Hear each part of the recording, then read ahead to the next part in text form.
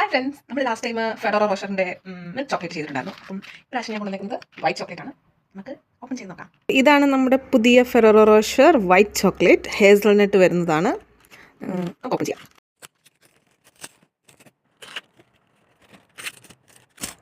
ഒരു golden rap വന്നിട്ടുണ്ട്. പുറത്തുകൂടി just ഒരു പീൽ ചെയ്യാനുള്ളൊരു ഭാഗത്ത് വന്നിട്ടുണ്ട്. ജസ്റ്റ്